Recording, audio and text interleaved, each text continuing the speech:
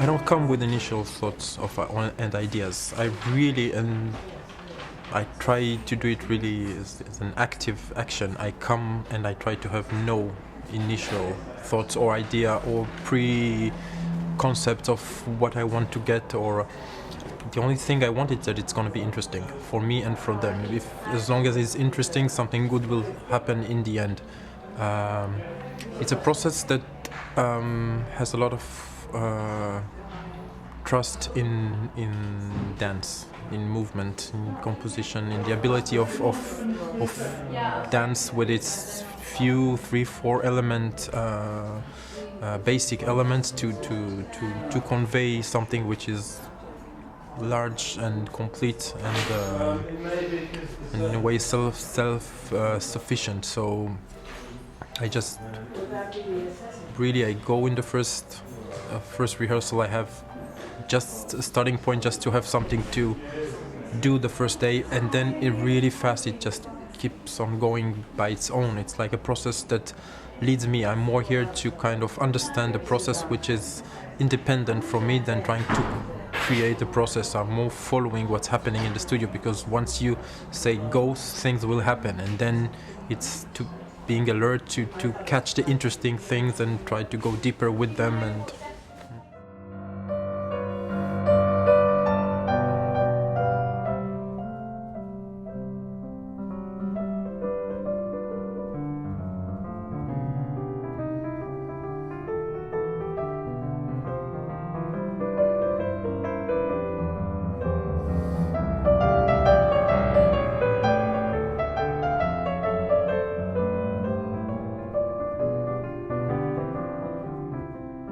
He just kind of came in, we learnt a phrase from him, he gave us lots of details and then said, make your own, but using all the same kind of finer details that he told us. So there's lots of similarities between it, but it was our own. And from there, already we generated lots of material.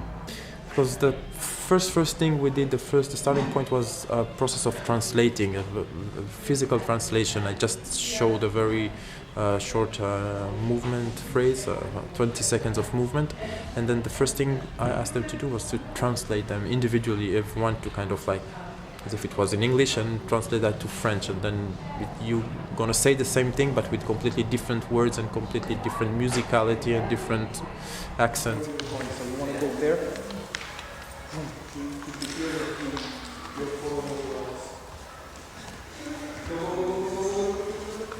Yes, just be careful of this. Yeah. Just go really naturally. Together, so we need to be in the same position. It's just there. And be careful not to put your weight both left, because then you block your knees, you block your pelvis, you block your back. Always, and you always have, doesn't matter which comfortable, but you have your weight more on one leg. Yeah. So it's like you're going to go into a step. If not, it stops, because it's you block your knees. So anyway, you can feel the sense of walking. Yeah. So it doesn't really stop. No. What you do is when you land, you take this arm backwards to do a kind of preparation. So you do this instead of like landing and going directly. Yeah, when the choreographer is working with the dancers, I think I just almost try to sit there and soak up everything that the choreographers say, or even do, or even how they kind of hold their own body, because all of that is information that's useful for me to remember and to remind the dancers of later on, because obviously as a rep company we only have the choreographers for the time of the making of the work and not again really, and then that's my job to make sure that the particular style and particular essence really of that choreographer's work is preserved and then developed through our dancers. And I think it's very interesting in all the kind of creative processes I've been part of, almost just to have that memory of how the choreographer, how he holds himself, how he talks, the kind of phrases of what he does. So really trying to like write down and remember both the words he used, the phrases, how he says things, also how he allowed the dancers to work, because some choreographers will just give people a task and then leave them and sort of let them struggle for a bit, or other might sort of want to be in there straight away. And so seeing, I guess, how he encourages them to work. I think for me the most striking thing so far is like with Hofesh, we got given all the movement, or most of the movement.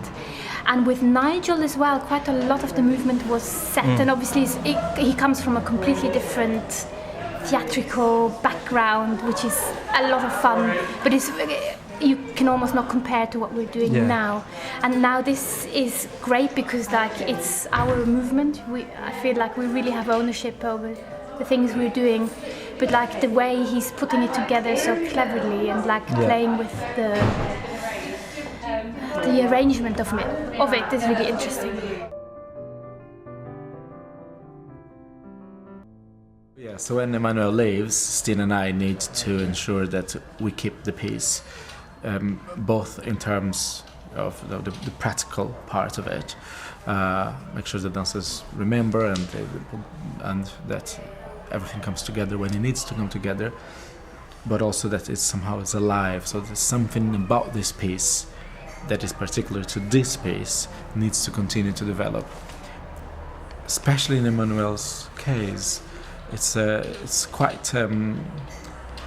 distinct, I think, what he wants, because a lot of his work, even though there's a lot of movement and it's very busy, a lot of it is how the dancers engage with each other and with the material, more than just the shapes or the movements, the steps. And we are talking to him to kind of have a strategy of rehearsal. So basically we're going to tell him when we're going to the studio to work, and he will say, oh, work on that, less on that. There are things, for instance, that I know he doesn't want us to kind of polish a lot of movement. It's more about getting the dancers in a different space to perform.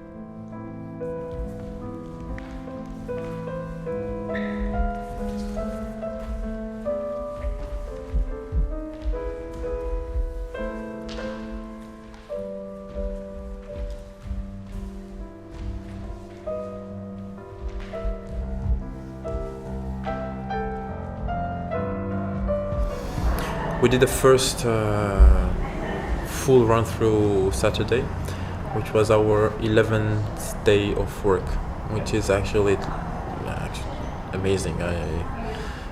We knew we had a time problem and we needed to go fast, but I didn't realize it's going to go that fast, and it's really solid, and now we have a long time to let it fall into place and mature on them, and so I'm really happy.